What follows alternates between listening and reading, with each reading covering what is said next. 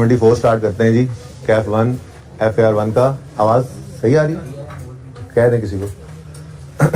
अच्छा जी, लेक्चर ले लिया था कल वाले? होमवर्क में क्या था? क्यों नहीं किया? कितने बच्चों ने होमवर्क किया है? चलो, यूनिवर्सल वाला सवाल नहीं आता, ट्रैंगो वाला नहीं आता, टेस्ला वाला हो गया, गैलेक्सी वाला हो गया, कोई मसला मसाइल, प्रोविजन का मसला है किसमें? यूनिवर्सल में। अच्छा, ये यस सर दूसरा जो कहता है ना, जो चुप करके बैठा था, यस सर, क्या मतलब यस सर? तुमने खुद क्यों नहीं बताया? कोई बोले ना यस सर, कि मतलब मैं भी पढ़ के आया हूँ। यार ये समझाया तो है आपको वैसे मैंने।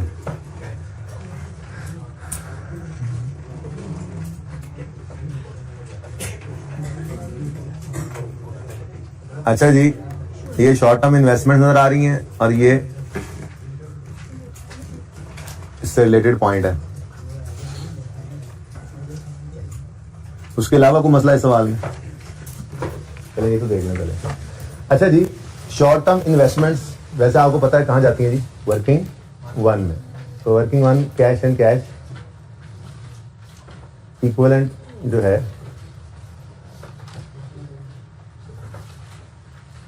क्लोजिंग, ओपनिंग, इसमें आपको पता है कैश आता है, शॉर्ट टर्म इन्वेस्टमेंट्स आती हैं वगैरह वगैरह, ठीक है। अब ये शॉर्ट टर्म इन्वेस्टमेंट 48 और 60, हम जैसे यहाँ पर कैश एंड बैंक में आना था, वैसे ही यहाँ पर शॉर्ट टर्म इन्वेस्टमेंट में भी आ जाना था। नॉर्मली तो ऐसा ही होता है, लेकिन एक छोटी सी वर्किंग हमें करना पड़ी। ये नजर आएगा बिल्कुल ना? एक वर्किंग जो भी नंबर हो इसका, वो क्या है? एडजस्टमेंट नंबर 7 में कहता है short term investment amounting to 35 million are readily convertible to cash. अब कैश एंड कैश इक्विवेलेंट का मतलब ही क्या बताया था आपको पहले दिन? कैश और उससे मिलती जुलती चीजें, ठीक है। कैश लेकिन यही तकरीबन कैश। अब उसने शॉर्ट टर्म इन्वेस्टमेंट तो लिख दिया, लेकिन इसके अंदर उसने आज खुद बता दिया कि जो बिल्कुल तकरीबन कैश जिसको कह सकते हैं, वो पिछले साल के एंड पे 20 था, इस साल के एंड पे 35 है, ठीक है ना। इसका मतलब जो शॉर्ट टर्म इन्वेस्टमेंट सवाल में गिवन है एज पर क्वेश्चन,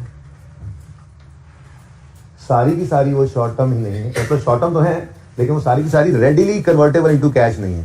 देखो आपके ज़हनों में उस दिन भी एक सवाल आ रहा था जब पहली बार बताया था शॉर्ट टर्म इन्वेस्टमेंट को कैश एंड कैश इक्विवेलेंट में ले लो। एक दो बच्चों ने ये बात भी की थी कि सर अगर 1 साल के लिए पैसे डिपॉजिट किए हुए हैं तो मैंने कहा था कि जब सवाल ऐसी को बात करे तो फिर उस तरफ जाना है, वरना शॉर्ट टर्म इन्वेस्टमेंट मींस कि बिल्कुल आपके पास जैसे मिसाल के तौर पे प्राइस बॉन्ड्स पड़े होते हैं, आप बस पढ़ें, आप जाके उसको चेंज करवाएं, उसी वक्त कैश में कन्वर्ट हो जाएंगे। आपने बैंक में कोई डिपॉजिट कर रखा है, शॉर्ट टर्म के लिए इन्वेस्टमेंट कर रखी है, आप उसको ऑन डिमांड आपने रखा हुआ, किसी भी वक्त आप ड्रॉ कर सकते हैं। लेकिन ऐसा भी तो होता है कि बैंक के साथ कॉन्ट्रैक्ट हो और वो कॉन्ट्रैक्ट हो 12 महीने का।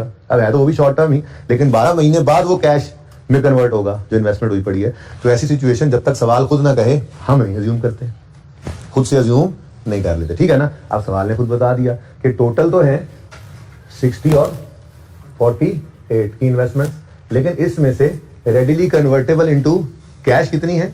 35 और, यानी मैं यूं कह लूं ना कि 35 में इधर लिख लूं, ज्यादा बेहतर है, 35 और 20, यही है। क्या मतलब?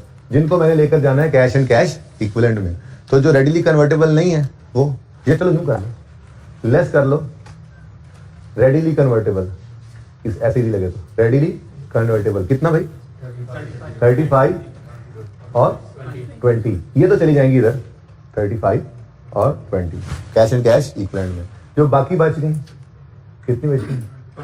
28 और 25, इनको आप ले आओ short term investment income, short term क्या इन्वेस्टमेंट इनकम लिख लूं, इन्वेस्टमेंट इनकम के लेजर में ले आओ, ठीक है जी। जैसे कोई भी इनकम का लेजर होता है वैसे ही ये इनकम का लेजर बना लो, ठीक है। और ये ऐसे जैसे कोई रिसीवेबल एसेट होता है ऐसे ही ये इन्वेस्टमेंट भी एसेट ही है, ठीक है।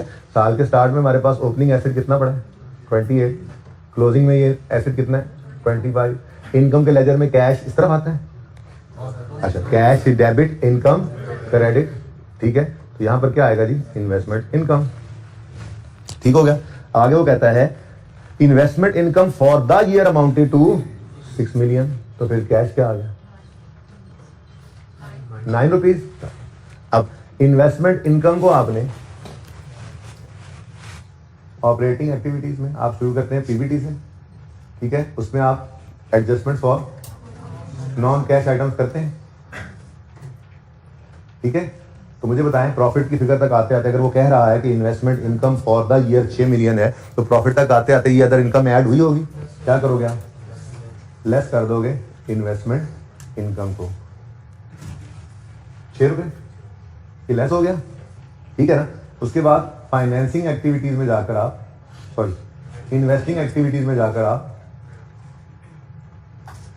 कैश रिसीव फ्रॉम इन्वेस्टमेंट या शॉर्ट टर्म इन्वेस्टमेंट लिख लें, ठीक है, cash receive from short term investment, और यहाँ पे लिख दिया आपने 9 रुपये पॉजिटिव, ठीक है ना। बिल्कुल वैसे ही है बेटा, जैसे देखे ना हम स्टेटमेंट ऑफ कैश फ्लो जो बनाते हैं उसमें ऑपरेटिंग एक्टिविटीज में सबसे पहले पीबीटी लिखते हैं, फिर adjustment for non cash items करते हैं, मोटी मोटी बातें आज यहाँ लिख देते हैं, ठीक है ना। Adjustment for non cash items बल्कि इधर की बजाय इधर लिखिए,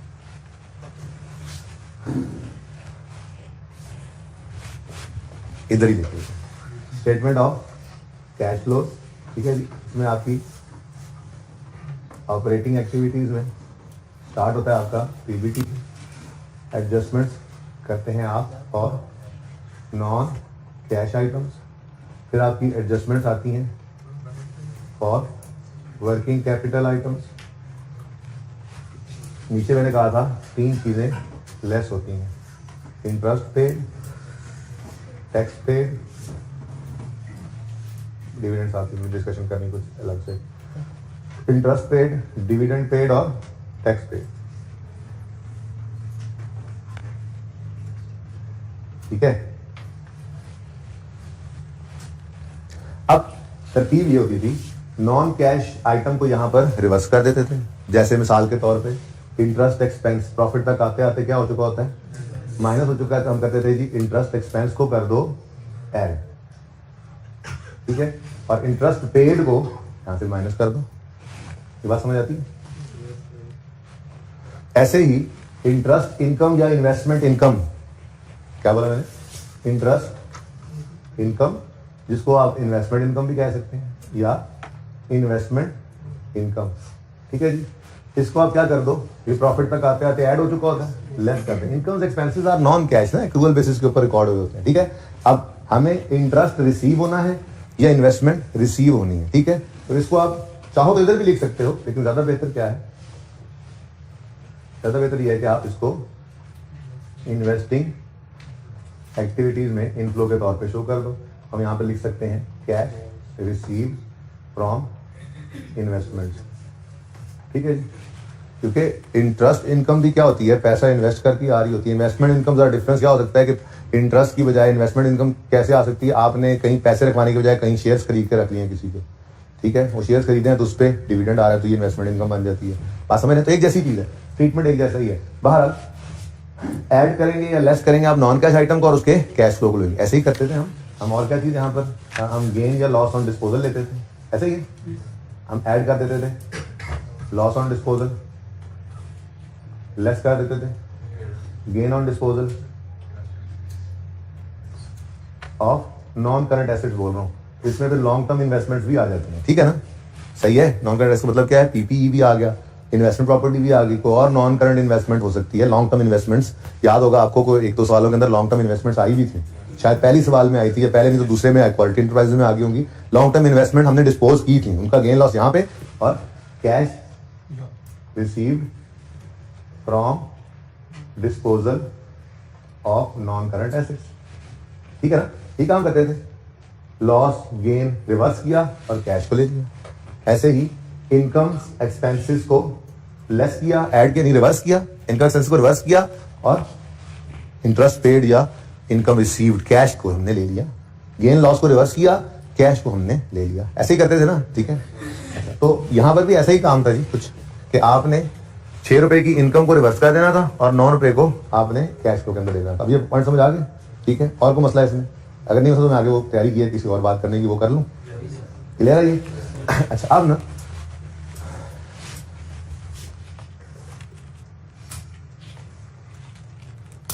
दो चीजें मैं ऐसी हैं जिनको लिखने लगा हूं यहां पर, आज तक कभी टेस्ट नहीं हुई, मुश्किल है कि टेस्ट हो, लेकिन एहतियातन कर लेने में हर्ज कोई नहीं है, ठीक है ना। तो किसी होमवर्क के सवाल में या टेस्ट के सवाल में मैं डाल दूंगा, फर्क कोई मसला कोई नहीं है। ट्रीटमेंट बिल्कुल वैसा जैसा आपका इंटरेस्ट एक्सपेंस का। इंटरेस्ट एक्सपेंस का लेजर बनता है, आपको पता है,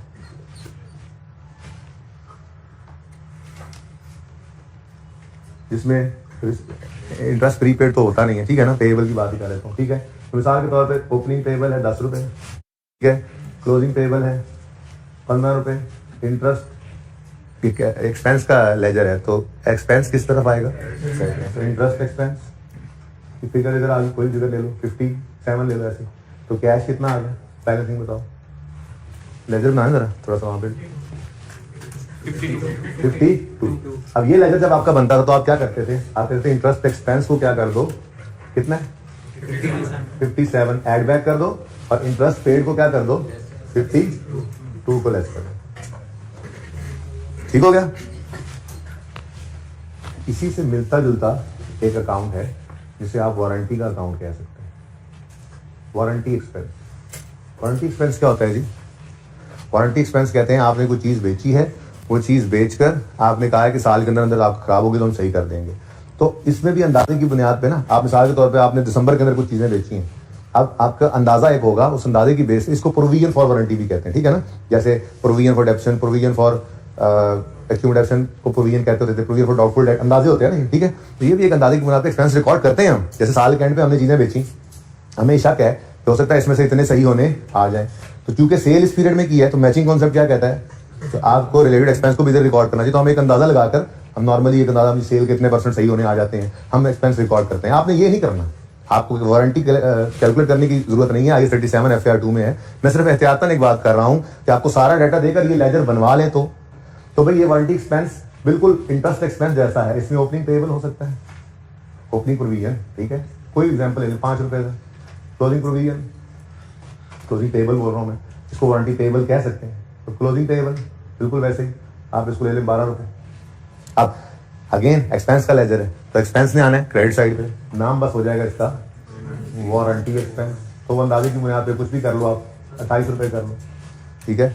तो कैश क्या आ गया, बैलेंस 21, 100% सेम है लेजर, तो ट्रीटमेंट भी 100% सेम है।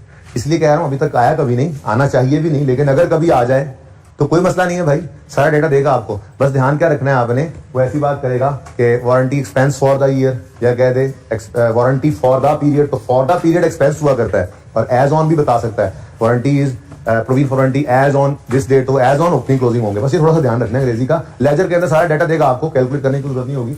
आपने ये लेजर बना लिया, अब इस लेजर के अंदर ट्रीटमेंट बिल्कुल सेम है।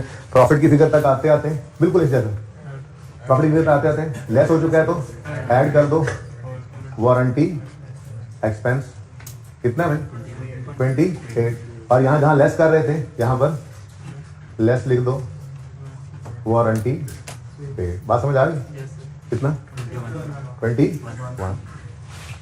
एक और चीज भी इस तरह की हो सकती है, बिल्कुल आइडेंटिकल, और वो है ग्रेच्युटी। ग्रेच्युटी कहते हैं जी, आपके पास जो लोग काम करते हैं, आपके एम्प्लॉइज, ठीक है जी, जब वो छोड़कर जाते हैं तो आप उनकी सर्विसेज के, जो उन्होंने सर्विसेज दी आपको, उसके इनाम के तौर पे आप उनको एक हैंडसम अमाउंट इकट्ठी पे करते हैं, ठीक है ना। अब ऑर्गेनाइजेशंस ये नहीं करती हैं कि जब एक दम से वो निकले तो सारे पैसे इकट्ठे उस वक्त एक्सपेंस आउट करें। अगेन मैचिंग कॉन्सेप्ट आ जाता है। अगर सर्विसेज अगले ने 50 साल दी हैं आपको ऑर्गेनाइजेशन को, तो ये एक्सपेंस भी 50 साल पे बांटो ना, बात समझ रहे हो। अब एक अंदाजे की बुनियाद के ऊपर ये एक्सपेंस भी रिकॉर्ड हो रहा था, इसको प्रोविजन फॉर ग्रेच्युटी भी कहते हैं, लेकिन मैं ग्रेच्युटी पेएबल ही कह रहा हूँ आपको, बिल्कुल 100% सेम, बिल्कुल 100% सेम। ओपनिंग पेएबल होगा, अंदाजे की बुनियाद पर हमने कहा जी पिछले डेढ़ घंटे तक के 15 रुपए का एक्सपेंस, अंदाजे की बुनियाद पर हम एक्सपेंस रिकॉर्ड कर देते हैं। तो इस दफा हम अंदाजे की बुनियाद पे ठीक है एक्सपेंस रिकॉर्ड करते हैं, इसको कुछ भी अज्यूम कर लो 32 ऐसे, और क्लोजिंग पेएबल आ रहा हो 18 रुपए, कैश बता दो 29। ये सब मैंने ऐसे अज्यूम की डेटा को, ठीक है ना। ये मैक्सिमम क्या हो सकता है जी, आपको ना बैलेंस शीट सवाल में गिवन हो, उसमें लिखा हो ग्रेच्युटी, प्रोविजन फॉर ग्रेच्युटी, इसका नाम provision for warranty, provision for gratuity भी हो सकता है, ठीक है ना। तो लिखा हो ग्रेच्युटी पेएबल या provision for gratuity, balance sheet में लायबिलिटीज में नजर आ रहा हो आपको, ये क्या बला है, कोई बला नहीं भाई, एक लायबिलिटी है, बस बना लो, लेजर बना लो। फिर सवाल में ही आपको बताएगा वो एक्सपेंस फॉर द ईयर क्या है, तो कैश निकाल लेना। जब बताएगा कैश इतना पेड है तो एक्सपेंस निकाल लेना। ये दोनों चीजें जब निकल आए आपकी, तो आगे वही ट्रीटमेंट है। प्रॉफिट की फिगर तक आते आते ग्रेचुटी एक्सपेंस क्या हो चुका होगा, फॉर द ईयर एक्सपेंस जो लेस हुआ था उसको एड बैक कर दोगे 32 और लेस कर दोगे ग्रेचुटी पेड। बात समझ आ गई? कितना ये जो ब्लू लिखे हैं ना, ये आज तक कभी टेस्ट नहीं हुए फिलहाल आईकैप में, होने भी नहीं चाहिए, लेकिन अगर हो भी जाएं तो आप जहन में बस ये रखना ग्रेचुटी और वारंटी बिल्कुल इंटरेस्ट जैसा लेजर बनाएंगे और बिल्कुल वही 100% ट्रीटमेंट कर देंगे, इंटरेस्ट एक्सपेंस जैसा लेजर बनाएंगे। ठीक है, इधर एडिशनल बात थी। अच्छा भाई, इस सवाल के अंदर और को मसला तो बताएं, कितनों ने सवाल अटेम्प्ट किया हुआ है? कितनों ने अटेम्प्ट किया? इतने कम ने, बाकियों ने पास नहीं होना, अगली बार करेंगे अटेम्प्ट। अच्छा जी, इस सवाल को प्लीज प्लीज प्लीज कोई मसला हो तो देख लीजिएगा। अच्छा भाई, हमें दीगर तुमने सवाल किया था, ये बड़ा सवाल किया तुमने, हो गया था बाकी सवाल? कोई और क्वेश्चन नहीं है? श्योर, छोड़ दो इसको।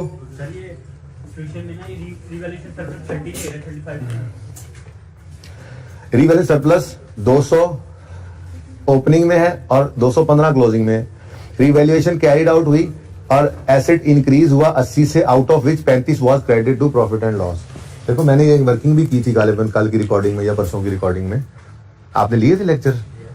मैं ये कह रहा था कि कुछ कहानी इस तरह की थी कि आपका पीपीई है ना, पीपीई, ठीक है, ये पीपीई रीवैल्यू हो रहा है, तो कुछ रिवैल्यूएशन सरप्लस हुआ करता है, कुछ प्रॉफिट एंड लॉस, आपको पता है, ठीक है ना। अच्छा देखते हैं क्या कह रहा है, वो कह रहा है ड्यूरिंग द नहीं as a result of revaluation carried out on 30 June 20 PPE was increased by 80%। 30 June 20 पर 80 से एसेट बढ़ा, ठीक है। अब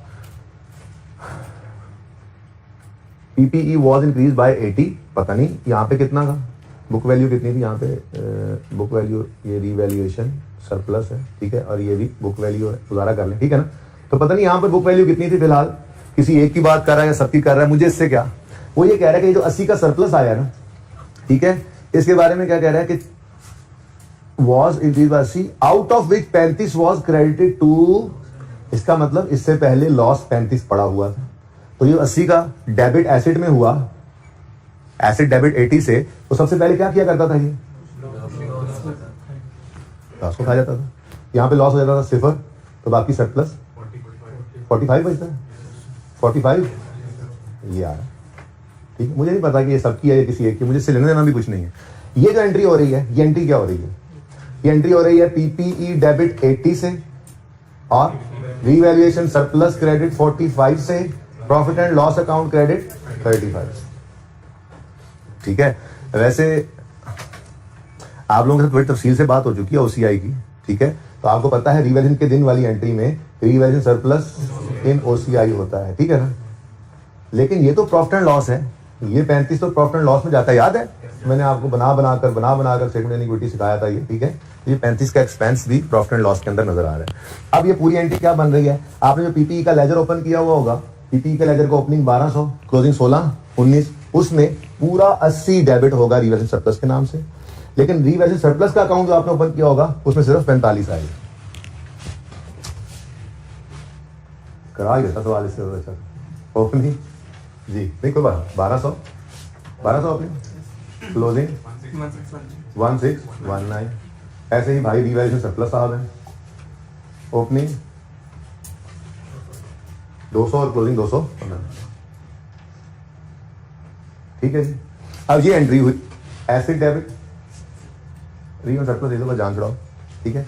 बाहर रिवैल्यूएशन सरप्लस के अंदर कितना क्रेडिट 45 से, ये पीपी में इस दफा रेज हुआ, ठीक है, और बाकी 35 कहाँ है, प्रॉफिट एंड लॉस में। अब जो प्रॉफिट एंड लॉस के अंदर 35 पड़ा है, ये प्रॉफिट की फिगर तक आते आते माइनस हो चुका है, क्या ये कैश आया है, नहीं माइनस हो चुका है, नहीं हो चुका सॉरी, ठीक है बेटा, ठीक है, क्या हो चुका है, प्रॉफिट एंड लॉस क्रेडिट हो चुका है, ये पीएनएल में एक प्रॉफिट एक गेन रिकॉर्ड हो चुका है, बोलो क्या ये कैश है, क्या कैश आया गया, ओ भाई एसेट पड़े महंगा कर दिया हमने, ये तो अनरियलाइज गेन कहते थे हम इसको, ठीक है ना। तो भाई ये 35 प्रॉफिट की फिगर तक आते आते जो ऐड हुआ है इसको क्या करना पड़ेगा, लेस, तो हम लेस कर देंगे, रिवैल्यूएशन लॉस का रिवर्सल लिख दो, जो मर्जी लिख दो, ठीक है, यहां पे बस 35 हो, ठीक हो गया, ये डन, वो भी डन, और इसकी कहानी तो हो गई खत्म। फिर equipment having fair value 240 was acquired by issuing 2 million shares, ये भी एक एडजस्टमेंट मजे की थी, इन्होंने 2 मिलियन शेयर इशू किए, तो शेयर कैपिटल अकाउंट के साथ इसकी एंट्री होनी थी, PPE debit share capital credit, यानी ये भी कैश में नहीं आना था, ठीक है।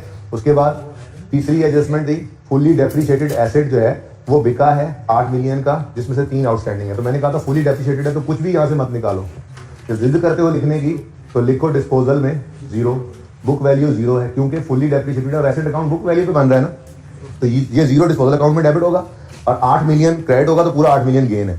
अब गेन तो 8 मिलियन का रिवर्स हो जाएगा, लेकिन उस 8 में से किधर गया, 5 आ गया है, 3 अभी नहीं आया, ये तो एडजस्टमेंट की हुई है हमने इसमें, ठीक है ना। तो बाकी सवाल तो मेरे ख्याल में ठीक था। डेप्रिसिएशन भी सवाल के अंदर गिवन थी, डेप्रिसिएशन आपको सवाल में दे रहा है, डेप्रिसिएशन उठाकर यहाँ पर लिख लेनी थी आपने। फिर इन्वेस्टमेंट प्रॉपर्टी आ गई, उसके बाद फाइनेंशियल चार्जेस की बात होगी, उसके बाद शॉर्ट टर्म इन्वेस्टमेंट की, तो सवाल खत्म है। इसके अंदर अगर कैश बैलेंस फिगर होगा तो एडिशन होगा, इस तरफ ही आएगा वो पूरी, ठीक है। लेकिन रीजन सरप्लस के अकाउंट के अंदर आप देखें तो इस तरफ बैलेंस पड़ रहा है कितना, 30। अब ये 30 क्या हो सकता है, क्या हो सकता है ये रीजन सरप्लस डेबिट डिस्पोजल जो हुआ है उसके बारे में कि ये डिस्पोजल कोई रीवैल्यूड एसेट था या क्या बात थी, ठीक है। तो सिंपल बात है, इसको आप रिटेन अर्निंग वाली एडजस्टमेंट ही समझें कि जो इंक्रीमेंटल डेप्रिसिएशन ट्रांसफर हो रही होती है, तो आपका जो रिटेन अर्निंग से कॉलम का लेजर बन रहा होगा उसमें ये रीजन सरप्लस डेबिट 30 से आगे, ठीक है ना। और ब्रॉड डाउन सवाल में हो सकता है गिवन हो, कैरी डाउन गिवन हो सकता है, पैड गिवन हो या आपने निकालना हो सकता है, डिविडेंड सवाल में हो सकता है ना हो, ये सारी बातें आपको पता है, ठीक है। क्वेश्चन ये किसका क्वेश्चन था, ये होगी क्लियर बात। किस 35 की बात कर रहे थे वैसे आप, 30 की बात, ये अच्छा हाँ, इसको आप ये बैलेंस ही निकला है। अब आप क्या अज्यूम कर सकते हैं, नॉर्मली यही अज्यूम कर सकते हैं, इस तरह से तो एंट्री इंक्रीमेंटल डेप्रिसिएशन की ही होती है, ठीक है जी, सही है। कोई और क्वेश्चन, छाड़ दो कैश फ्लो जानो। कल क्वेश्चन जो क्या था नहीं समझ आया, सोल्यूशन मैंने जो करवाया था वो समझ आ रहा था। क्वेश्चन नंबर 3, कौन सा 3, ट्रायंगो, तुम मुझे ऐसे ना करो, तुम्हें जैसे सिखाया वैसे करो सुकून से, ओके। अच्छा नहीं, आपकी कैश फ्लो टैली हो गई थी तो फिर अच्छा चलें देख लेते हैं। यार को बात ज़हन में आ रही थी कि वो करनी है मैंने बच्चों से, मैंने तो क्वेश्चन नंबर 4 दिया था होमवर्क में। अच्छा 3 में ना पता है क्या मसला हुआ होगा आपको मैं बताता हूँ। सॉल्यूशन समझ नहीं आ रहा, मतलब अजीब बात कर दिया आपने। असल में ना ये सवाल मैं करवाना चाह रहा हूं, लेकिन ये चाह रहा हूं कि आप ट्राई भी कर लें, ठीक है। तो आप लोगों ने कितने बच्चों ने ट्राई किया है ये, देखिए थोड़ी सी बात मैं कर देता हूँ, एक ट्राई और कीजिएगा। मैं ये चाह रहा हूं कि मैं कोई ऐसा सवाल करवाऊं जिसमें ये काम भी हो जाए लेकिन इसके अलावा हो और टेस्ट में आ जाए, कोई इस तरह से मामला हो जाए, ठीक है ना। अब यहाँ पे करना क्या होता है, जब भी इनडायरेक्ट मेथड ना हो, डायरेक्ट मेथड हो, डायरेक्ट मेथड हो, तो हमें डेटर का लेजर बनाना रिक्वायर्ड होता है, ऐसा ही है। अब डेटर का लेजर आपको समझाया था कि हमेशा बनता है ग्रॉस डेटर होते हैं, ऐसे ही है ना, और प्रोविजन पड़ी होती है अलग से। तो मैं छोटी सी वर्किंग भी कराई थी आपकी क्लास में, मैंने कहा था देखो यहाँ पे तो काम चल जाता है इग्नोर करके, ठीक है, लेकिन अगर डायरेक्ट मेथड से चलोगे तो डेटर का लेजर जरूरी है, क्योंकि हमने क्या असूल पहले दिन लिखा था कि यहाँ पर जो वर्किंग कैपिटल आइटम्स है ना उनको भी लेजर में ले आना है, ठीक है ना। तो डेटर भी वर्किंग कैपिटल आइटम था ना, डेटर को भी लेजर में लाना है। अब अगर बैलेंस शीट में डेटर पड़े हैं, सवाल बताए ना बताए कि वो नेट है, लेकिन नीचे सवाल कह दे कि प्रोविजन क्रिएट करते हैं, तो मतलब वो नेट पे ही पड़े हैं, वरना फेस पे प्रोविजन नजर आती। अब अगर प्रोविजन नजर नहीं आ रही है फेस पे और सवाल कह रहा है कि ये मेंटेन करते हैं प्रोविजन, तो इसका मतलब डेटर्स बैलेंस शीट वाले नेट है। तेरा सुबह पुत्र ऐसा नहीं मैच कर रहे थे, ठीक है ना। अब वो नेट डेटर्स से हम लेजर नहीं बना सकते, ठीक है, तो ग्रॉस करना पड़ेगा। सवाल को देखते हैं, सवाल में क्या डाटा गिवन है। सवाल में हम बैलेंस शीट को देखते हैं ना जी, तो बैलेंस शीट के अंदर ट्रेड रिसीवेबल नजर आ रहे हैं और साथ कोई नेट शेड नहीं लिखा हुआ, लेकिन साथ ही साथ पूरे सवाल में कहीं प्रोविजन फॉर डाउटफुल डेट भी नजर नहीं आ रहा, या यहां माइनस साइन से आ जाता, या चलो लायबिलिटी साइड पे पॉजिटिव साइन से कहीं नजर तो आ जाता, नजर नहीं आ रहा। अब बैलेंस शीट देखकर तो यही लग रहा है कि ये provision for doubtful date create नहीं करते और ये ग्रॉस डेटर्स हैं, अभी तक तो यही लग रहा है। फिर जो हमने सवाल पढ़ना शुरू किया तो सवाल में हो सवाल में देखो क्या कह रहा है सवाल में। मैं ये चाह रहा हूं कि जरा ये दोनों चीजें सामने सामने रहें।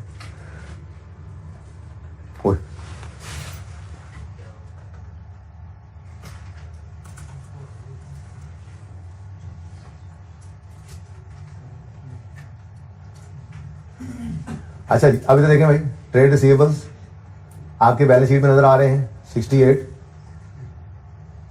दोनों चीजें नजर आ रही हैं, ठीक है, 68 और 56 पे ये ट्रेड रिसीवेबल्स हैं। और साथ ही पॉइंट 2 में कह देता है UL maintains a provision for doubtful debt at 6% during the year. Written off की बात बाद में देख लेते हैं, फिलहाल तो ये गड़बड़ खत्म कर लें। वो कह रहा है मेंटेन करते हैं प्रोविजन, मतलब पिछले साल भी की होगी, इस साल भी की है, फिर कहाँ है? बैलेंस शीट में तो नजर नहीं आ रही कहीं। मतलब इसका ये हुआ फिर डेटर्स हैं और वो नेट ऑफ प्रोविजन है। तो फिर ये 56 और 68 डेटर के लेजर में जा सकता है। डेटर के लेजर में लेके थे ना ये, हाँ ये नहीं लेके जा सकते, ठीक है। अब एक छोटी सी वर्किंग करनी पड़ेगी, ठीक है। वो वर्किंग क्या होगी वो मैंने आपको सिखाई थी। क्या? Gross debtor less provision for doubtful date होता है, और फिर नेट डेटर्स आते हैं। नेट डेटर सवाल में हमें गिवन है कितने जी?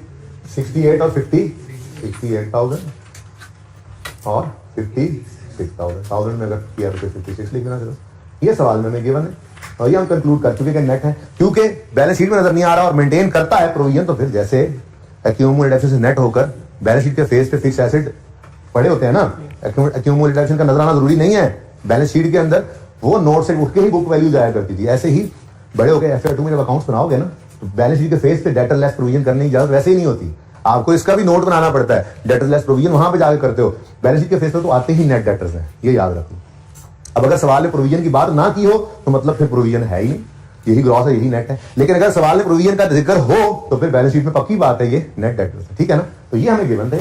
अब उसने ये बताया कि प्रोविजन मेंटेन करते हैं 6% पे। इसका मतलब अगर ये 6% प्रोविजन है तो फिर ये कितने परसेंट है? 94। हमें तो 100% वाली फिगर चाहिए ताकि लेजर बना सकें। तो भाई वही आपका पुराना दोस्त फॉर्मूला क्या है? 56 गिवन अमाउंट है, इसकी परसेंटेज 94 है। 56 ओवर 94 इंटू 100 कितना भाई? 59574। सबका यही आंसर है। थोड़ी पहले भाई कुछ और आ रहा था। अच्छा तो ये क्या आ गया बैलेंस फर्क? नहीं सही है। 56,000 डिवाइडेड बाय 94 इंटू 100 किया है, कितना आ गया? 3574 प्रोविजन आ गया। इधर देखो, इसका मतलब पता है क्या है? इसका मतलब ये है कि डेटर्स ओपनिंग, ये वर्किंग से आपने उठाया, वर्किंग नंबर जो भी होगा सवाल में, ठीक है। कितने? 59574। 56,000 नहीं ले सकते यहाँ। और ये प्रोविजन, ये भी आपने वर्किंग से ही निकाला, बैलेंसिंग। ये आपने फॉर्मूला लगा के निकाली, बैलेंसिंग निकाल लिया, ठीक है। लिखने की जरूरत नहीं फॉर्मूला, लिखने की जरूरत तो नहीं है फॉर्मूला, पक्की बात है ना। ये कितना? 3574, ठीक है। ऐसे ही इधर भी अप्लाई करो। 68,000 डिवाइड बाय 94 मल्टीप्लाई बाय 100 72। ऐसी फिगर देख के कहते नहीं ये गलत हुआ होगा। भाई क्यों गलत हुआ होगा? ऐसी फिगर देखे ना, ऐसी फिगर, यार ये तो गलत होना है, ये सही लग रहा था मुझे, ये राउंड 0.3333 आ जाए, नहीं ये तो गलत होगा। नहीं भाई अपने उसूल पे कायम रहा करो, फिगर्स पे ना जाया करो जी। 43 लो भाई, क्लोजिंग भी वर्किंग से निकला 72340। 68,000 नहीं ले सकते थे, ठीक है। और ये क्लोजिंग भी वर्किंग से हमने निकाल लिया 4340। तो जी का सवाल में यही गलती थी, सोल्यूशन में यही गलती थी ना, तो चेक तो करो सोल्यूशन में यही गलती है, ठीक है। मैंने सोल्यूशन को मैच कर लिया, सोल्यूशन की गलती और अपनी गलती को समझ आ गया है, ये गलती नहीं थी, ओके। यहां तक को मसला। अब अगली बात, ये डायरेक्ट मेथड, यहाँ पे बैड डेट भी आपने इग्नोर नहीं करना, प्रोविजन को भी इग्नोर नहीं करना, क्योंकि प्रोविजन का लेजर बनना है और उसके अंदर बैड डेट रिटर्न ऑफ की एंट्री भी आती है, क्योंकि इस लेजर से, प्रोविजन के डेटर के लेजर से ही तो हमारा कैश निकलना है, paid to supplier receive from customers, ठीक है जी। तो जरा बोलो आगे। During the year trade receivable of 7 million were written off की एंट्री हम करते हैं प्रोविजन डेबिट डेटर डायरेक्ट। हालांकि ऐसा एंट्री तो पता ही है ना आपको, return of bad, return of debit, debtor credit, फिर bad return of credit, provision debit, पिछो काटता सी, ठीक है ना। तो ये बैड डेट रिटर्न ऑफ, इधर भी लिख लो बैड रिटर्न ऑफ, ना लिखो इधर प्रोविजन, ना लिखो इधर डेटर। क्यों करते हो कंफ्यूज खुद को? वही अपने जहन के अंदर एंट्री वही रखो, मैकेनिज्म वही है, लेकिन लिखा यहाँ पे ऐसे ही करो, ठीक है। और जी उसके बाद लो भाई डेटर का खाता तो हो गया क्लियर, ठीक है। एडजस्टमेंट 1 में मैंने कहा था 60% को कर देना इग्नोर, पूरी ही सेल्स उठा कर लिखना 273 यहाँ पर, ठीक है ना।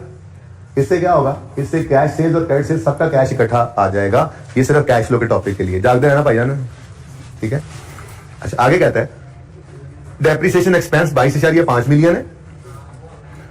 अच्छा हम 1000 में चल रहे हैं, चलो 22,500 कर लेते हैं फिर, जिसमें से 70% जो है वो कॉस्ट ऑफ सेल को चार्ज किया है। तो इसका मतलब फिर देखो, अगर 22,500 है और उसमें से 70% कितना बनता है? 750।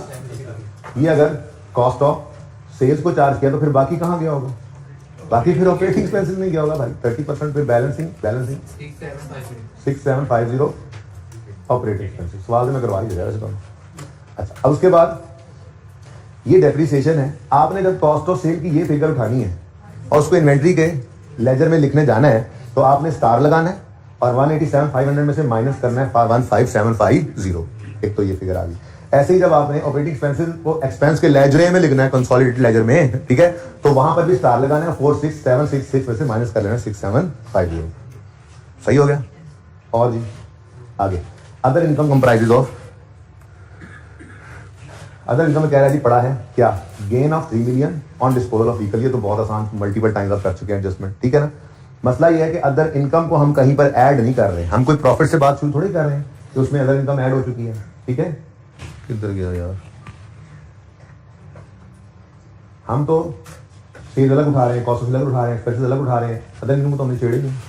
वो तो तब होता मसला जब अदर इनकम, ये प्रॉफिट बिफोर टैक्स उठाते जिसमें अदर इनकम ऐड हो चुकी है तो हमें माइनस करना पड़ता। तो जस्ट इग्नोर इट, किसी चीज में शामिल नहीं पड़ा, ठीक है।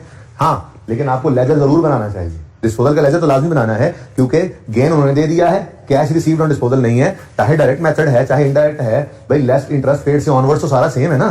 तो इन्वेस्टिंग एक्टिविटीज में कैश इनफ्लो डिस्पोजल वाला तो लेना ही है ना, डिस्पोजल का अकाउंट बनाओगे, 3 मिलियन गेन आएगा डिस्पोजल में डेबिट साइड पे, और देखोगे एसेट के अकाउंट में से बैलेंसिंग फिगर वगैरह निकल आएगी, कुछ ना कुछ आ जाएगा, ठीक है। और 12 मिलियन तो कैश भी गिवन है, चलो खैर, लेकिन एसेट के लेजर के अंदर तो बहरहाल फिर कोई ना कोई फिगर लेनी है ना। जैसे डिस्पोजल का अकाउंट बनेगा उसमें उन्होंने गेन भी बता दिया, गेन कितना है, हाँ 3, और कैश कितना है 12। इसका मतलब फिर पीपीई से क्या आया, 9 वाली चीज के 12 मिले तो 3 का गेन आया ना। अब ये पीपीई के अंदर क्रेडिट साइड पे लिखोगे आप, ठीक है ना। तो लेजर कहा था आपको, डिस्पोजल आए तो लेजर बना लो। हर मतलब की तीन ही चीजें मैक्सिमम हो सकती है ना, ठीक है। मैं अज्यूमिंग एक्यूमुलेटिव से नहीं है, एसेट बुक वैल्यू पे, वरना 4 कर लूं, ठीक है। एसेट की कॉस्ट इसमें आती है, एक्यूमुलेटेड एक्शन आती है, गेन या लॉस आता है, और कैश आता है। ये चारों चीजें हमारे लिए रेलेवेंट है। कोई एक चीज मिसिंग हो तो हम निकाल लेंगे। हो सकता है पीपी के अकाउंट, जैसे पीपी के अकाउंट के लिए फिगर यहां से चाहिए थी, कभी ये फिगर दे देता है, गेन मिस कर देता है, रिवर्स करना होता है। चलो यहां पर गेन दे दिया, कैश नहीं दिया तो कैश निकालना पड़ सकता है। तो डिस्पोजल अगर हो, गेन लॉस नजर आए सवाल में, डिस्पोजल का अकाउंट बनाओ, मतलब की चीजें निकल आएंगी, ठीक है। मेंटेनेंस इनकम 8 मिलियन की है, हाँ भाई। मेंटेनेंस इनकम कहीं ना कहीं कोई ओपनिंग क्लोजिंग तो होगा। अरे अनअर्न्ड डिस्पोजल तो जरा जगह दो थोड़ी सी, हमने अनअर्न्ड तो लिखना, हम तो लिखेंगे मेंटेनेंस इनकम। अब सोचेंगे इनकम में अनअर्न्ड कब होता है, लायबिलिटी है, एडवांस में ले लें, मतलब ओपनिंग अनअर्न्ड 4,000, क्लोजिंग अनअर्न्ड 2,000। वो कह रहा है इनकम है। अच्छा, हम तो कैश से ही सोचते हैं, बड़ी तेजी में भी सही चलते रहते हैं, ठीक है ना। इनकम केस में कैश का आना, कैश डेबिट, और इनकम कैश ने इस तरफ आना है तो इनकम ने इस तरफ आना है। इनकम कितनी है जी, 8,000 लिख दो। आप ये काम तो थोड़ी देर पहले भी सिखाया आपको। ये 8,000 की इनकम आप अपने यहां पर लेस करोगे, क्यों, प्रॉफिट बढ़ाना शुरू कर रहे हैं, मतलब अगेन गेन की तरह से इसको कहीं नहीं लेकर गए, इसलिए इसको इग्नोर करो। हाँ, यहां से जो कैश निकलना है वो इन्वेस्टिंग एक्टिविटीज में ले जाना, ठीक है। ऑपरेटिंग एक्टिविटीज में नीचे लिख सकते हो, मतलब देखें काम इनका क्या है, कोई नाम बताया उसने, काम बताया उसने, यूनिवर्सल है। तो मेंटेनेंस इनकम,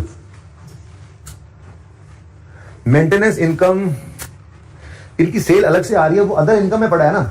इसका मतलब ये कि इनकी कोई मेन कोर एक्टिविटी की इनकम तो ये नहीं होनी, इसलिए मैं नहीं चाहता कि इसको आप ऑपरेटिंग एक्टिविटीज में शो करें। Cash receive from customer, cash paid to supplier, cash paid for expenses के साथ आप ये भी यूज करें, इसको भी शो करें, मेंटेनेंस इनकम के कैश को। बेहतर है इसको आप इन्वेस्टिंग एक्टिविटीज में शो कर दें, तो ठीक है ना। नहीं समझे बात, दोबारा क्या बोलना है, डायरेक्ट मेथड है, डायरेक्ट माना हुआ, ये बता दूं जो टैक्स वाला है ना।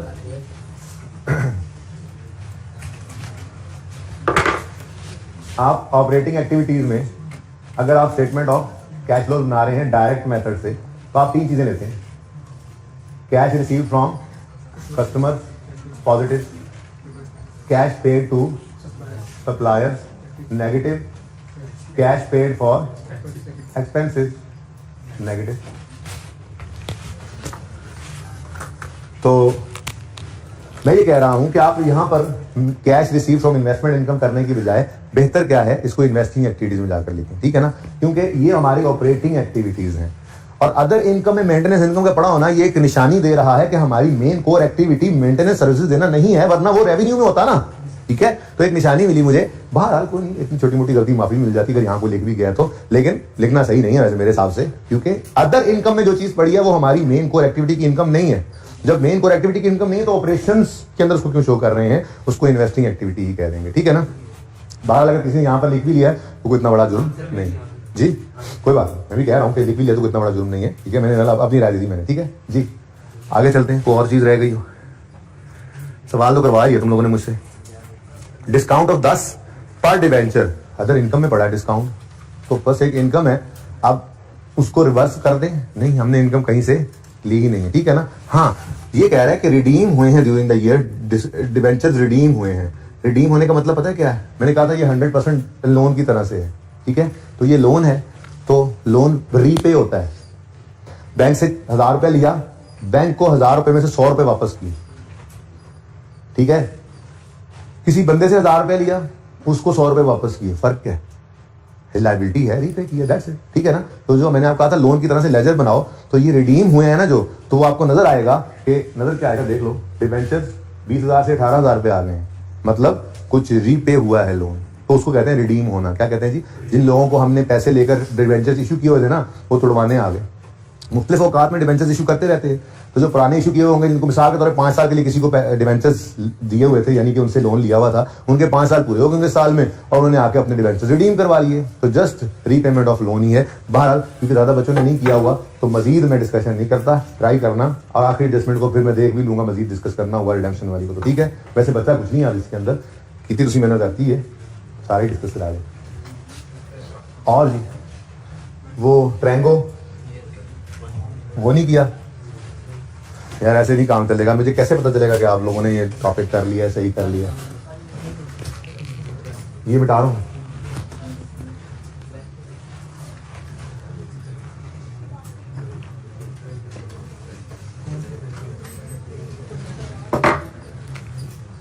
यार वैसे ना अब ये होमवर्क पढ़ना है। क्वेश्चन बैंक कौन सा है, 3 है ये, universal limited. Question bank number ट्रैंगो। अच्छा, सिंध रोबोटिक्स दिया था मैंने, मर्दान सॉफ्टवेयर दिया था एक दफा, वो कितने बच्चों ने अटेम्प्ट किया है, ऐसे नहीं काम चलेगा। अच्छा, आप दोनों मेथड साथ साथ चलाएं, आपको बच्चे थोड़े ही अब आप नहीं अब आपको डायरेक्ट मेथड सिखाया तो अब इनडायरेक्ट से दूर रहे। क्यों दूर रहे भाई, अब पता है आपको, बस ठीक है। पहले आपको दूर रखा डायरेक्ट से, इनडायरेक्ट पक्के हो गए। डायरेक्ट तो आसान था, मुश्किल चीज आप पहले सीखा करते हैं, आपको पता है, आसान चीज बाद में किया करते हैं, ठीक है ना। तो वैसे बहुत अफसोस की बात है। कौन सा है वो 8 है, क्या नाम बोला बेटा, अब ये ना माफी नहीं है, ठीक है, अब माफी नहीं है। अब कल मैं ये होमवर्क चेक करूंगा, देखो ये है ओल्ड, ये भी है ओल्ड, ये भी है ओल्ड, तो एक नया सवाल भी तो होना है, वो मैं दे रहा हूँ। मुझे नहीं पता, ये चारों सवाल करने बहुत सुस्ती होगी भाई। 3 छुट्टियां करके आए हैं, सुने, 3 छुट्टियां करके आए हैं, करके कख नहीं आए। कल वाला सवाल जो क्लास में करवाया था वो किया था करके।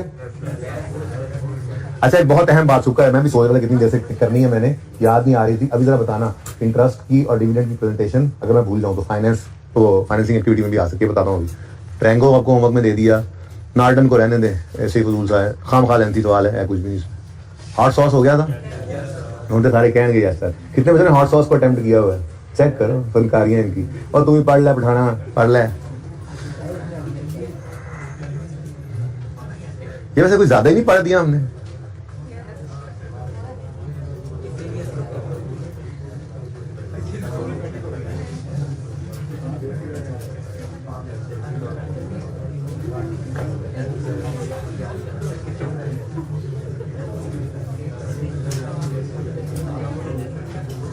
चले फिलहाल ये 3 ही काफी हैं। अच्छा, बड़ी अहम बात करने लगा हूं, क्योंकि आज फिर आप लोगों को मैंने कैश फ्लो के भी एमसीक्यूज आज होमवर्क में सारे जा रहे हैं, और IS8 की भी जा रहे हैं, और अब कोई माफी नहीं है। अगले 2 से कल टेस्ट है ना, तो कल एक टेस्ट ले लेते हैं, देखो अब डायरेक्ट मेथड आता है या इनडायरेक्ट मेथड आता है। जो एक मेथड आएगा दूसरा होमवर्क में आएगा सवाल कल आपके, मतलब मेरे पास दोनों सवाल मौजूद है ना, तो मैं चाहूंगा कि वो दोनों ही टेस्ट हो जाए। तो एक मैं टेस्ट में दे दूंगा और एक मैं कल आपको होम असाइनमेंट के तौर पर दूंगा। सोल्यूशन तो दोनों का नहीं होगा, तो दोनों का ही सोल्यूशन आपको अगले दिन अवेलेबल होगा, लेकिन इंशाल्लाह आप कर लेंगे। तो कुछ डिस्कशन टेस्ट की हो जानी है, फिर कुछ थ्योरी भी IS8 की वो मैं भी करने लगा हूँ। तो ये अब हमने ना कोशिश करके 3 दिन के अंदर इस वीक के अंदर इन दोनों टॉपिक्स को कंक्लूड करना है।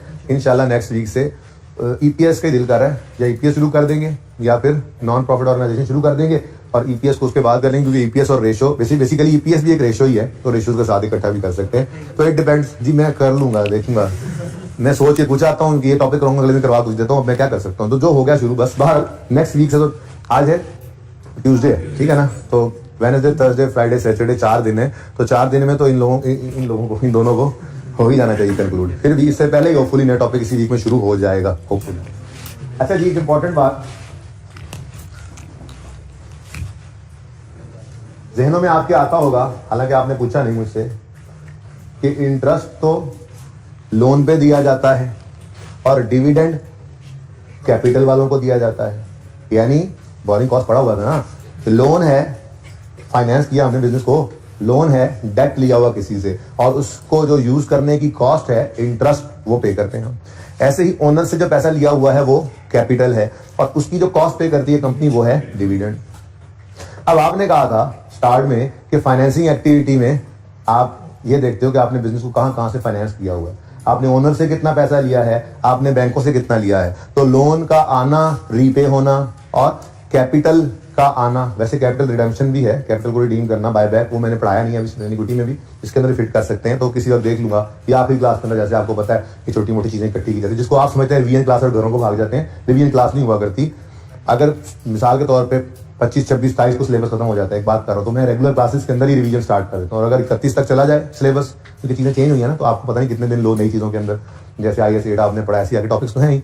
तो अगर थोड़ा सा डेडलाइन से पहले खत्म हो जाए तो रिवीजन नॉर्मल क्लासेस में चल पड़ती है, तो फिर मसला नहीं होता, आपको एक आध दिन ही बुलाना पड़ता है कभी कभी। और अगर टाइम पूरे के ऊपर खत्म होगा तो 1-2 दिन के लिए बुलाया जाएगा आपको, तो उसके अंदर ये हर टॉपिक की 2-2, 3-3 चीजें होती हैं, छोटी मोटी जो रही हुई होती हैं, जो लगता है, डर लगता है कहीं पर्चे में ये पॉइंट ना दे दे। जैसे कैश फ्लो के अंदर अभी तक बाय बैक ऑफ शेयर्स की बात उसने कभी नहीं की, कर दे तो हमने बाय बैक ये भी नहीं पढ़ा, उसको पेंडिंग में डाला हुआ। तो आखिरी क्लास जो होगी रिवीजन क्लास, इसको समझोगे आप रिवीजन क्लास है, चलो यार मेरे को आता है, हम घर जा रहे हैं, वो पढ़ा दूंगा मैं, पर्चे में वही बात आ जाएगी, फिर आप कहोगे यार वो रिवीजन क्लास साथ लगेगा, रिवीजन क्लास में पढ़ाया था सर ने, तो मैं तो घर चला गया, ठीक है, तो पढ़ानो, ठीक है ना। तो भाई ये बड़ा इंपॉर्टेंट पॉइंट है कि आपके दिल में आ रहा था कि हमें इंटरेस्ट और डिविडेंड को फाइनेंसिंग एक्टिविटी के अंदर शो करना चाहिए, आ रहा है ना दिल में? नहीं आ रहा, क्योंकि आप याद हो गए, देखो ना, लोन रिसीव्ड या रीपेड फाइनेंसिंग एक्टिविटी में आता है, और फ्रेश कैपिटल ये भी फाइनेंसिंग एक्टिविटी में आता है। अब जैसे फिक्स एसेट का खरीदने का कैश भी इधर आ रहा है और बेचने का कैश भी इधर आ रहा है, तो आपके दिल में आनी चाहिए बात कि जब लोन लिया या रीपे किया तो उसका कैश फाइनेंसिंग एक्टिविटी में, तो इंटरेस्ट भी तो लोन की ही कॉस्ट है, इसका जाना भी इधर शो करें। जब फ्रेश कैपिटल रेज हुआ, कैश घर से ओनर्स लाए, तो आपने फाइनेंसिंग एक्टिविटीज में उसको शो किया, तो फिर डिविडेंड भी पेड इसी में शो करना चाहिए, तो वो यहां क्यों नहीं करते? तो भी उसका जवाब ये है कि स्टैंडर्ड ने ना हमें इसकी ऑप्शन दी हुई है, ठीक है।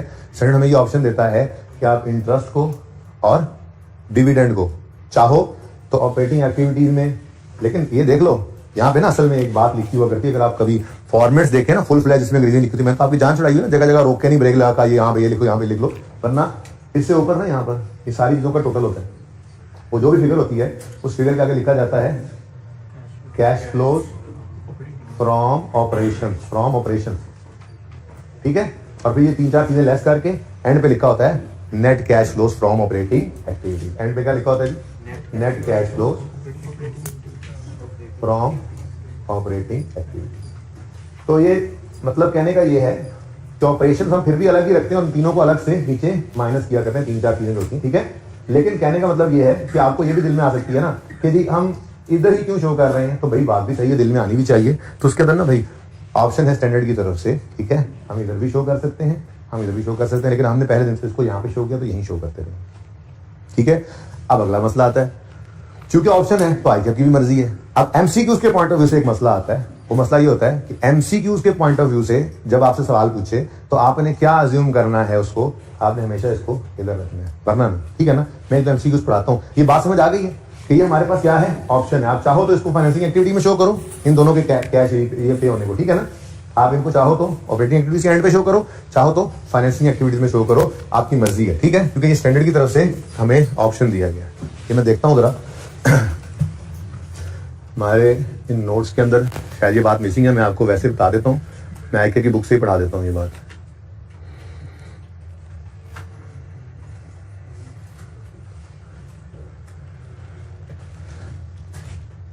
तुसी देख लो कि मैं की देख रहे हैं आमिर भाई। लो भाई, ये तो पता नहीं कब खुलेगी अब फाइल, बदल लेना यार लैपटॉप की, अब थक गया, बूढ़ा हो गया। अच्छा जी, पिछले अटेम्प्ट से कह रहा हूँ यार, वो ले लिया 10-12 दिन हो गए लेकिन अभी तक ओपन नहीं कर सका, टाइम नहीं मिला।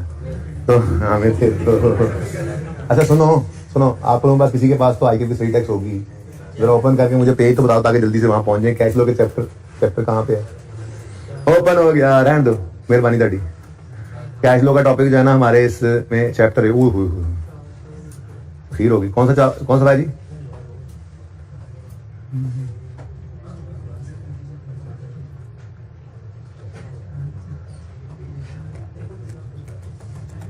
कौन सा चैप्टर बोला था अभी मैंने? आ गया, पहुंच गया। आगे से निकल गए। अच्छा जी, इधर देखें, पहुंच गए। अच्छा ये क्वेश्चन देखो, क्वेश्चन परेशान होते हैं आप लोग, पता नहीं आई बुक में क्या होगा। देखो क्या लिखा हुआ, सिंध रोबोटिक्स, जो आप नहीं कर रहे सवाल, तरबेला ट्रेडर्स जो नहीं करते आप, मर्दान सॉफ्टवेयर ना करें, कोयटा ट्रैक्स, वही सवाल है, हॉट सॉस, और बताएं नार्डन, ये वही सवाल है भाई। आप नहीं करेंगे तो क्या कर सकते हैं। बाकी जो पास पेपर है हमारे आई ने वो भी किताब में डाले हुए, ठीक है ना। हाँ, जो सवाल करवा रहा हूँ वही सवाल आई की किताब में भी है, तो वो इंश्योर कर लिया गया कंप्लीटनेस को कि जो इन्होंने सवाल दिए हों पास पेपर में या क्वेश्चन बैंक के अंदर वो मौजूद है, ठीक है। अच्छा, जो मैं आपको बात पढ़ाना चाह रहा हूँ ना, वो स्टैंडर्ड से ओपन करके पढ़ा सकता था, लेकिन यहाँ से बेहतर है अपनी किताब से करें। जरा पॉज करें यार, आमिर भाई ढूंढ तो लूँ मैं, तो हवाई जहाज न करना जी प्लीज। अच्छा जी, ये आईकेएफ की स्टडी टेक्स्ट में पेज 284 है, मैं इसको पढ़ रहा हूँ, जरा आप देख लें कि क्या डिस्कशन है। मैंने थोड़ी सी बात जबानी की। Presentation of interest, tax and dividend cash flows. IS 7 allows some variations in the way that cash flows for interest and dividend are presented in a statement of cash flows. All the following should be shown separately. Interest received, dividend received, interest paid, dividend paid। कहता है इनको अलग अलग show करो, लेकिन कहाँ show करो इसके बारे में IS 7 ने थोड़ी सी रिलैक्सेशन दी हुई है। कैसे? जैसे कहता है IS 7 इंटरेस्ट के बारे में क्या कहता है, IS 7 states that there is no consensus about how to treat interest payment by an entity other than a financial institution such as bank. Interest payment may be classified as either an operating cash flow because they are deducted when calculating operating profit before tax। कहता है इसको या तो operating cash flow के तौर पे ले लो या a financing cash flow because they are cost of obtaining finance. आप चाहो तो इन्हें ऑपरेटिंग कैश फ्लो में रख लो, चाहो तो इन्हें, अब ये IS 7 ने इजाजत दी है, तो कोई माइकल आज ये नहीं कह सकता हमें कि आपने इंटरेस्ट को ऑपरेटिंग एक्टिविटी से नीचे इंटरेस्ट एक्सपेंस को, इंटरेस्ट पेड को क्यों माइनस किया, फाइनेंसिंग में क्यों नहीं लिया, ऐसे कोई भी नहीं कह सकेगा, ठीक है ना, ये याद रखना। हालांकि आईकेएफ आगे कहने लगा है कि हम इस सिलेबस में फाइनेंसिंग में यूज करेंगे, लेकिन हम नहीं करेंगे। क्यों भाई? हमें स्टैंडर्ड ने कहा है और कोई भी इसको गलत कह ही नहीं सकता, ठीक है। आगे वो कहता है in examples of statement of cash flows in appendix two IS 7 interest paid is shown as separate line item within cash flow from operating activity. This approach is therefore used here. अच्छा, अब वो कह रहा है, आईकेएफ कह रहा है मैंने फॉलो किया है स्टैंडर्ड IS 7 के अपेंडिक्स की एग्जांपल्स। वो स्टैंडर्ड के अंदर एग्जांपल्स भी होती हैं जिसके अंदर स्टैंडर्ड ने अपनी एग्जांपल में इंटरेस्ट को ऑपरेटिंग एक्टिविटीज में शो किया है, इसलिए मैं भी इसको ऑपरेटिंग एक्टिविटीज में शो करूंगा, ठीक है ना। This approach is therefore used here.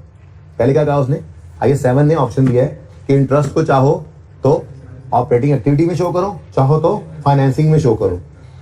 क्योंकि IS 7 स्टैंडर्ड ओरिजिनल ने अपनी एग्जांपल में उसको ऑपरेटिंग में माइनस किया जैसे हम करते हैं, तो मैंने भी यहां पर यही किया, ठीक है, जस्टिफाइड। हम तो वैसे ही ये करते हैं, यहां पे हमारा और आईकेएफ का कोई इख्तिलाफ नहीं होगा। बड़े सवालों में तो वैसे ही आपने कभी नहीं ना सोचना इस बात को, बस याद है आपको इंटरेस्ट पेड और डिविडेंड पेड माइनस होते हैं नीचे, दैट्स इट। मैं सिर्फ MCQs के लिए ये इतनी देर से डिस्कशन कर रहा हूं, ये वही, ठीक है ना। अच्छा, आगे डिविडेंड और इंटरेस्ट रिसीव हो तो उसके बारे में वही बात कर रहे हैं। इंटरेस्ट और डिविडेंड अगर रिसीव हो रहा है तो अदर इनकम होती है ना, किसी के शेयर खरीदने में तो डिविडेंड आ रहा है, कहीं पे इन्वेस्टमेंट की, अभी इन्वेस्टमेंट इनकम यहाँ पे मिटा दिया थोड़ी देर पहले, मैंने यहाँ पे बनाया था, यहाँ मिटा के होमवर्क लिखा है, वो इन्वेस्टमेंट इनकम, उसकी ट्रीटमेंट क्या, interest and dividend received may be other classified as operating cash flow और इन्वेस्टिंग कैश। इतनी बात सिर्फ ना हाईलाइट करो, इधर देखो। अब लंबी बात क्या हो, because they are minus from, ये वो छोड़ो यार, बस ऐसे देखो। कहता है जी interest payment may be classified as either an operating cash flow और a financing cash flow, that's it. इतनी बात ही बोली ना मैंने, ठीक है। अब आगे वो कहता है कि चूंकि स्टैंडर्ड की एग्जांपल्स में उसने इसे ऑपरेटिंग कैश फ्लो में यूज किया है, इसलिए मैं भी शो किया, इसलिए मैं भी यहां पर शो करूंगा। बात समझ आ गई? यानी हमारे वाली ही ट्रीटमेंट स्टैंडर्ड ने भी की हुई है, हमारे वाली ट्रीटमेंट ही आईकेएफ के सॉल्यूशन में भी है, कोई मसला नहीं है। ठीक हो गया? आगे वो इंटरेस्ट इनकम की बात करता है और डिविडेंड इनकम की। Interest received and dividend received may be classified as either operating cash flow और इन्वेस्टिंग कैश फ्लो। ठीक है जी। In examples of statement of cash flow in IS 7, interest received and dividend are shown as supply in cash flow from investing activities. This approach is therefore used here. कहता है जी इस case के लिए interest receive अगर हो या investment receive अगर हो, ये थोड़ी देर पहले मैंने अभी आपको क्या कहा, इसको इन्वेस्टिंग एक्टिविटी में लाओ, मेरे ख्याल में वो तो लिखा हुआ होगा, तो वही मिट गया है, वो भी मिट गया, लिखा हुआ है कि मिट गया? नहीं नहीं नहीं, ये क्या है? Investment income. इन्वेस्टमेंट इनकम ही है ना। इन्वेस्टमेंट इनकम कहां से, क्या दो ही शक्लें हो सकती हैं, कहीं पे पैसा रखवा के इंटरेस्ट कमा रहे हो या किसी के शेयर लेके डिविडेंड कमा रहे हो, वही इन्वेस्टमेंट इनकम होती है। थोड़ी देर पहले मैंने यहाँ पे लिख दिया, ठीक है, ये तो इत्तेफाक से लिख दिया। आईकेएफ क्या कह रहा है, आप चाहो तो उसको उधर भी लिख सकते हो, इसलिए बुक के सोल्यूशन में वहां पे भी लिखा हुआ है, ठीक है ना, ऑपरेटिंग एक्टिविटीज में। ओके, किसने सवाल किया था यहाँ पे? बुक के सोल्यूशन में ये लिखा हुआ, कुछ बोला था यार यहाँ से? हाँ, तो क्योंकि स्टैंडर्ड की इजाजत है तो दोनों सोल्यूशन ही सही है, कोई गलत दुनिया कोई ताकत गलत नहीं कह सकती दोनों में से किसी एक को, ठीक है ना। लेकिन आईकेएफ ने क्या कहा, ये मैं क्यों डिस्कशन कर रहा हूँ, क्योंकि एमसीक्यूज के जवाब के अंदर आप इस तरह से नहीं पूरी कैश फ्लो में आ सकते। वो सिर्फ आपसे पूछ ले एमसीक्यूज के अंदर कि ये कौन से वाले सेक्शन में जाना है, तो आप अपने हिसाब से ऑपरेटिंग लिख दो और वहां पे वो ना हो, ऑप्शन ही ना हो, तो फिर गड़बड़ ना हो जाए। इसलिए सिर्फ एमसीक्यूज के पॉइंट ऑफ व्यू से छोटा सा रट्टा लगवाऊंगा, बस वो याद रख लेना, वरना कैश फ्लो जैसे बनवानी सिखाई है वैसे ही बनानी है, ठीक है ना। वो कहता है जी इंटरेस्ट और डिविडेंड पेड की बात करता है कि इंटरेस्ट और डिविडेंड पेड, जो इंटरेस्ट पेड होता है वो हम ऑपरेटिंग एक्टिविटी में शो करते हैं, और इंटरेस्ट रिसीव होता है जो, उसे इन्वेस्टिंग में। आप ना करो शो इन्वेस्टिंग में, आप बेशक उसको वहां कर दो, कोई मसला नहीं है। लेकिन आईकेएफ कह रहा है कि चूंकि स्टैंडर्ड की एग्जांपल के अंदर इसे इन्वेस्टिंग में शो किया गया, इसलिए हमने भी इसको यहां पर ही शो किया हुआ, ठीक है। डिविडेंड पेमेंट क्या करो जी, इसको फाइनेंसिंग कैश फ्लो भी कह सकते हो और इसको component of cash flow from operating activities, यानी ऑपरेटिंग एक्टिविटीज में भी इसको लेकर आ सकते हो, ठीक है। आप इसको ऑपरेटिंग एक्टिविटी कहो या इसको cash flow from financing activity कहो, आपकी मर्जी है, ठीक है जी। आगे कहता है in examples of statement of cash flow in IAS 7, dividend paid are shown as line item within cash flow from financing, therefore this approach is used here, ठीक है। तो बीच वाला जो था ना वो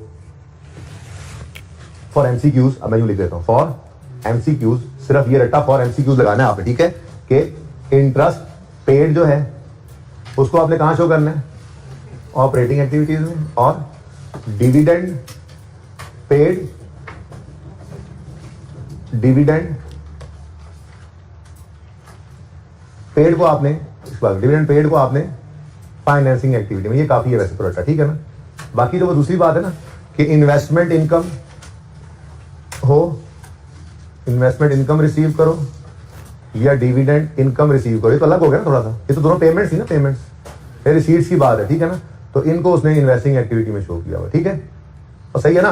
तो इसको तो हम भी वैसे इन्वेस्टिंग एक्टिविटी में लाएंगे ना नेचुरली, ये तो हम भी इन्वेस्टिंग एक्टिविटी में ले आए थे, जैसे मैंने आज बात की थी यार इसको इन्वेस्टिंग एक्टिविटी में ले आओ, यानी कि आपने कहीं इन्वेस्टमेंट कर रखी होती है, आपको इन्वेस्टमेंट इनकम रिसीव हो जाती है, आपको डिविडेंड इनकम रिसीव हो जाती है, आ गए तुसी, ठीक है, अच्छा बैठो। तो ये बात सुन ली, आगे वो आगे सेट नहीं पढ़ाने देंगे मुझे यार, ठीक है। तो भाई रट्टा क्या लगाना है, रट्टा क्या लगाना है, ओनली फॉर एमसीक्यूज। हम कैश फ्लो का तैयार कर चुके हैं टॉपिक, यहां पे सिर्फ ये बात कर रहा हूं कि चूंकि स्टैंडर्ड ने इन तीनों में ऑप्शन दिया है। इंटरेस्ट के बारे में क्या कहते हैं, इंटरेस्ट पेड को चाहो तो ऑपरेटिंग एक्टिविटी में लो, चाहो तो फाइनेंसिंग में लो। स्टैंडर्ड ने क्या, आईकेएफ ने क्या कहा, क्योंकि स्टैंडर्ड ने उसे ऑपरेटिंग एक्टिविटी में शो किया हुआ है, हमने भी ऑपरेटिंग एक्टिविटी में शो किया हुआ है, ठीक हो गया। आगे कहता है डिविडेंड पेड को आप चाहो तो ऑपरेटिंग एक्टिविटी में शो करो, चाहो तो फाइनेंसिंग में। फिर कहता है स्टैंडर्ड ने अपनी एग्जांपल में से फाइनेंसिंग में शो किया हुआ है, इसलिए हमने भी फाइनेंसिंग में शो किया हुआ है अपनी किताब में। आप बेशक इसको ना यूज करें, आपने ऐसे ही कैश फ्लो का सवाल करना है, ये ओनली फॉर एमसीक्यूज याद रखने वाली बात है, ठीक है ना। फिर इन्वेस्टमेंट इनकम हो रिसीव या डिविडेंड इनकम हो रिसीव, तो इनको आप इन्वेस्टिंग एक्टिविटीज में ले जाना, ठीक है। तो ये 3 पॉइंट्स आप याद रख लो बस, ठीक है, ओनली फॉर एमसीक्यूज। इंटरेस्ट को ऑपरेटिंग एक्टिविटीज में, इंटरेस्ट पेमेंट को, और डिविडेंड पेमेंट को फाइनेंसिंग एक्टिविटी में, और डिविडेंड या इन्वेस्टमेंट रिसीव हो इनकम तो उसको इन्वेस्टिंग एक्टिविटी में, ठीक है ना। अब जरा ऐसी एमसीक्यूज पे नजर डालते हैं।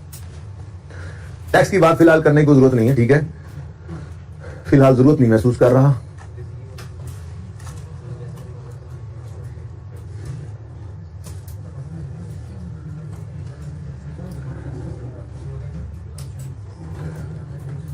भाई अब असल में वो फीडबैक वाले आ गए, सुने आप है ना, अब आज एमसीक्यू सारे ट्राई करने हैं, ठीक है। और ये इसलिए नया क्वेश्चन नहीं दिया कि एमसीक्यूज मैंने आपको देने थे, लेकिन अब ये सारे एमसीक्यूज डिस्कस्ड हो और बेशक देख के नकल करके टिक लगाओ, मैंने चेक करने हैं कल भाई। कल क्लास के बाद नाका लगेगा। मेरे यहाँ से पहले सारे वो बच्चे बाहर हों जिनके रजिस्टर पर ये 3 सवाल हल ना हुए हों और जिन्होंने अपने रजिस्टर पर ही एमसीक्यू नंबर 1 के आगे ऑप्शन 2 के आगे ऑप्शन इस तरह करके ना लिखा हुआ हो, ये भी चेक करना है।